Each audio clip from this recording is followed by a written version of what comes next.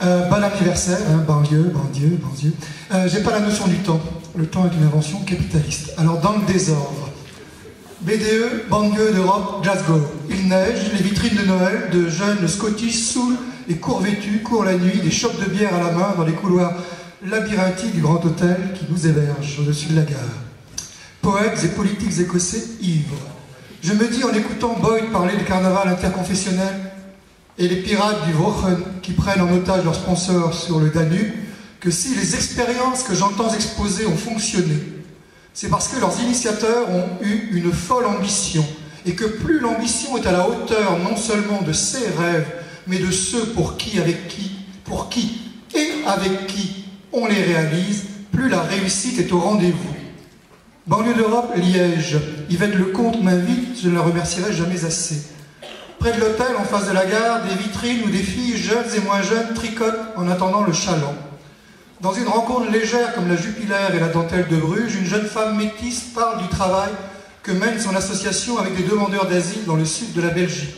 À mon habitude, je vais voir, flairer, si c'est du lard socio-cul pour pécho des subventions qui payent les salaires de permanents, du cochon caritatif ou du culturel au service public de l'humain. C'est mieux encore, un vrai travail de reconstruction de l'image de soi mise à mal par l'exil et l'humiliation. Naît le projet No Woman's Land. Pendant plus d'1 an, des demandeurs d'asile créent ce qui devient un beau roman primé et je l'espère bientôt un film. Une fois encore, éprouver que la fiction peut remédier à la culpabilité et la honte d'être et ne plus être. Banlieue d'Europe, Strasbourg. Mohamed Bouterbiat parle sans papier. Il les a obtenus depuis, non pas grâce à l'action menée, mais parce que l'action menée a mis des mots sur l'indicible et l'a fait passer du statut de victime d'une histoire irracontable à auteur d'une histoire partageable. Il affirme qu'aucun passé n'est irréversible si l'on trouve sur son chemin des passeurs qui aident à choisir dans les ruines d'une histoire les briques de mémoire qui porteront l'avenir. La liberté de choisir, tout est là. Banlieue d'Europe, Grenoble, un lucide défilé de penseurs chagrins qui, écrasés par le rouleau compresseur du néolibéralisme, ses méthodes de boucher, sa morale mafieuse, son mépris de l'intelligence, sa peur du peuple, ne me semblent plus capables de proposer d'alternatives autres que la résistance à la vache te pousse dans des actions de guérilla ou d'ultimes salves pour l'honneur. La vieille garde de banlieue meurt à genoux mais ne se rend pas. Les constats sont brillants, mais les espérances plombées. Heureusement, Jean Hurstel décline. Décline, dit un décalogue de l'espoir. Le commandeur énonce un commandement que j'ai repris à mon compte si souvent que j'ai l'impression de l'avoir écrit quelque part entre Santiago du Chili et un foyer d'urgence à Roubaix. De mémoire. Il faut permettre le passage d'une culture à l'autre, l'ouverture des cultures les unes aux autres, franchir les limites, les divisions dans un espace toujours en mouvement, permettre que l'imaginaire et la symbolique de tous soient reconnus. Seul le dépassement des normes sociales intériorisées par chacun sous forme de préjugés, hein, c'est comme ça qu'ils causaient à l'époque, dans une alchimie en œuvre dans la création artistique, permet l'exercice de la liberté.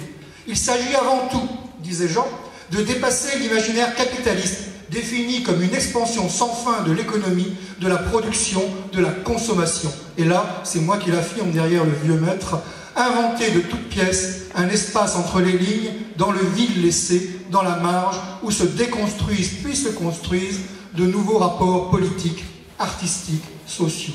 Banlieue d'Europe m'a permis au cours des 10 dernières années de faire le point sur ce qui va, continue à aller, va ailleurs, va autrement, dans un monde qui ne va plus.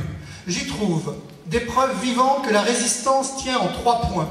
La confiance dans la capacité des plus humbles à résister par la force de l'imaginaire et de l'héritage culturel. L'ambition des artistes qui, faute de pouvoir changer le monde, le bouleverse en changeant les images et les histoires qui le racontent. La volonté de rompre l'isolement, savoir et faire savoir, échanger les savoir-faire acquis pour mieux appréhender ce que l'on sait et fait. Seul point faible de Banlieue d'Europe, que je ne lui reproche pas vraiment, puisque Banlieue est avant tout fondée sur la rencontre humaine, et que Sarah Levin et son équipe ne cessent de tisser et retisser les liens anciens et nouveaux, c'est la faiblesse de l'utilisation du numérique et des outils de partage par le numérique de ce qui se fait, se dit, se rêve. Il nous manque un Facebook coopératif doté d'un e-book auquel s'ajouterait un YouTube et un espace interactif d'échanges personnalisés de documents visuels, sonores et écrits. Il nous manque des web-passeurs capables de faire savoir à tous, attention, ici quelque chose est en train de se faire, ou veut se faire, et mettre en réseau tous ceux capables d'apporter leur savoir-faire aux initiateurs.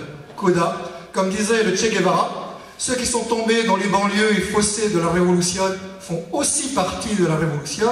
Toutes les actions que les uns et les autres nous avons présentées à Banlieue d'Europe depuis 10 ou 20 ans et qui ont été emportées par la tempête de la crise, también hacen parte de la révolution que viene, sont aussi partie prenante de la révolution annoncée. Debout les morts et que se vayan todos.